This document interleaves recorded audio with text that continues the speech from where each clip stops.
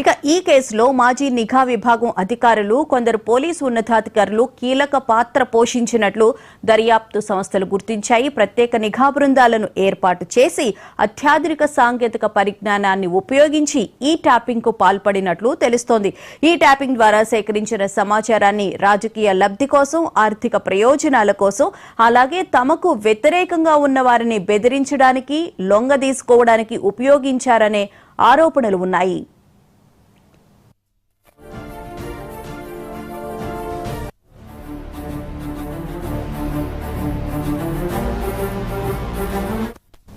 ఈ phone tapping వ్యవహారం వ్యక్తిగత గోప్యత హక్కుకు, ప్రజాస్వామ్య విలువలకు తీవ్రమైన సవాలుగా నిలుస్తోంది. పౌరుల ప్రాథమిక హక్కులను కాలరాసి వారి వ్యక్తిగత జీవితాల్లోకి చొచ్చుకుపోయిన ఈ చర్య రాజ్యాంగ విరుద్ధమైంది. ఈ కేసులో న్యాయస్థానాలు కఠిన చర్యలు తీసుకోవాలని, భవిష్యత్తులో ఇలాంటి ఘటనలు పునరావృతం కాకుండా చూడాలని ప్రజలు కోరుకుంటున్నారు. ఈ కుంభకోణం తెలంగాణ చరిత్రలో ఒక చీకటి అధ్యాయంగా నిలిచిపోయే అవకాశం లేకపోలేదు. ఇక ఈ అంశాలకు సంబంధించి మరిన్ని అప్డేట్స్ ను మా క్రైమ్ ఇన్ఛార్జ్ మధు లైవ్ లో అందిస్తారు. మధు, చెప్పండి, ఒక IAS IPS ఆఫీసర్స్ మధ్య చిచ్చు పెట్టడానికి ఈ ఫోన్ ట్యాపింగ్ ని ప్రభుత్వం ఆసరాగా తీసుకుంది అని చెప్పైతే వార్తలు వస్తున్నాయి. అప్డేట్ ఏంటి?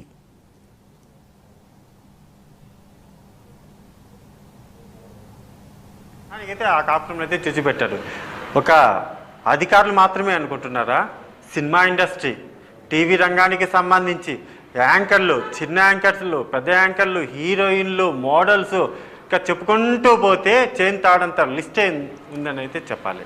ఏంటి, పక్కనోడి భార్యల ఫోన్లు వింటే వచ్చేటటువంటి ఆనందం ఏంటో విన్నటువంటి వాళ్ళకే తెలియాలి. విన్న ఆడియోలను రికార్డు చేశారు. రికార్డు చేసిన వాటిని ఎవరికి చూపించాలో వాళ్ళకి చూపించి రమ్మన్నారు. ఎస్, ఆడియోలను చూపించి రమ్మన్నారు. మరి వచ్చిన తర్వాత ఏం జరిగిందో అనేది వచ్చిన వాళ్ళకే తెలియాలా, రప్పించిన వీళ్ళకు తెలియాలా.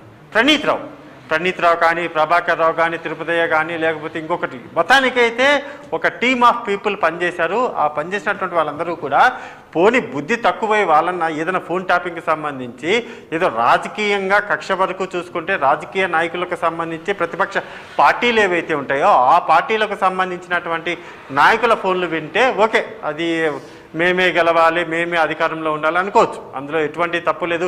ఈ పార్టీ చేయదు, ఆ పార్టీ చేయదు అనడానికి ఎక్కడ కూడా లేదు. ఖచ్చితంగా అన్ని పార్టీలు ఫోన్ ట్యాపింగ్ చేసినటువంటి పార్టీలే. కానీ చేయాల్సినటువంటి పద్ధతి ఒకటి ఉంటుంది. మహిళలకు సంబంధించి, లేకపోతే వాళ్ళ కాపురాలు నట్టింటి లోపలికి వెళ్ళిపోయి, ఇంటి లోపల జరిగేటటువంటి 4 గోడల మధ్యలో ఉండేటటువంటి మాటలు ఏవైతే ఉంటాయో వారి మాటలని క్యాప్చర్ చేయడం, వాళ్ళ మాటలని రికార్డు చేయడం. ఇంత దారుణం అంటే అలా రికార్డ్ చేపించేసి భార్యాభర్తల మధ్య, అంటే నీ భర్త ఇలాంటోడు, నీ భర్తకు సంబంధించినటువంటి వ్యవహారాలు ఇవి, లేకపోతే ఆమెకు సంబంధించినటువంటి వ్యవహారాలు ఇతనికి చెప్పడం. అంటే స్వీట్గా ఉన్నటువంటి ఫ్యామిలీ ఏదైతే ఉంటుందో, స్వీట్గా ఉన్నటువంటి ఫ్యామిలీ పైన మధ్యలో వచ్చేసి అలా కారం చల్లడం. అంటే తీయగా మంచిగా ఉంది ఆ కాపురం, అలాంటి కాపురంలో మధ్యలో వచ్చేసి కారం చల్లడం. ఇంకేముంది, కల్తీ. అంటే ఇంకా కాపురంలో మాట పెరుగుతూ నువ్వు అలా అంట కదా, నా దగ్గర ఆడియోలు ఉన్నాయిలే, నీ వ్యవహారం నాకెందుకు తెలీదు అంటే అప్పటి వరకు కూడా ఏమండవు శ్రీవారు అంటూ మంచిగా పాటలు పాడుకుంటూ కూడా హ్యాపీగా ఉండేటటువంటి ఫ్యామిలీస్ అవి. సో అలా ఉండేటటువంటి ఆ ఫ్యామిలీస్కి ఏమైపోయినాయి, చివరికి ఏమండవు శ్రీవారు కాస్త నువ్వెంత అనే స్థాయికి వెళ్ళిపోయి చివరికి ఇలా విడిపోయే పరిస్థితి నెలకొనింది.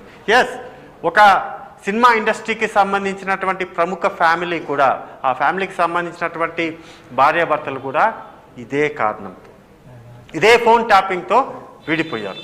ఒక సినిమా ఇండస్ట్రీకి సంబంధించిన వాళ్ళే కాకుండా అధికారుల జోలికి వెళ్ళాడు. అధికారులు, దానితో పాటు రాజకీయ పార్టీలకు సంబంధించినటువంటి వాళ్ళు ఎవరైతే ఉంటారో వాళ్ళు, అదేవిధంగా మోడలింగ్లో ఉండేటటువంటి వాళ్ళు, సినిమా ఇండస్ట్రీ, మోడలింగు, యాంకరింగు అన్నీ ప్రతి చోట కంటికి కనపడింది అందంగా కనబడితే చాలు, కథం, ఏదైతే ఫోన్ ట్యాప్ ఉందో ఫోన్ ట్యాప్ చేయి, ఫోన్ ట్యాప్ చేసి తర్వాత మన దగ్గరికి లొంగ తీసుకో. సింపుల్ ఇదే జరిగింది. కంటికి అందంగా కనబడితే చాలు ఆ ఫోన్ ట్యాప్ చేసి మన ఇంటికి, మన ఫామ్ హౌస్కో లేకపోతే ఇంకో చోటుగా పిలిపించుకోవడమే పరమావధిగా పెట్టుకొని ఫోన్ ట్యాపింగ్కి పాల్పడ్డారు.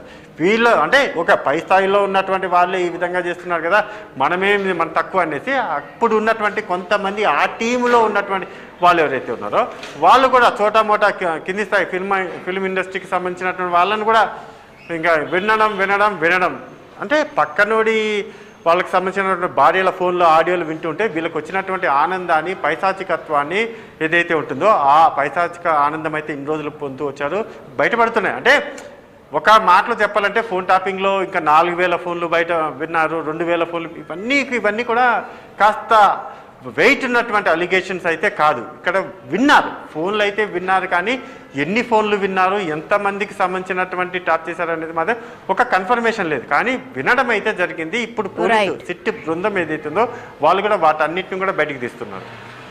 Right, thank you Madhu.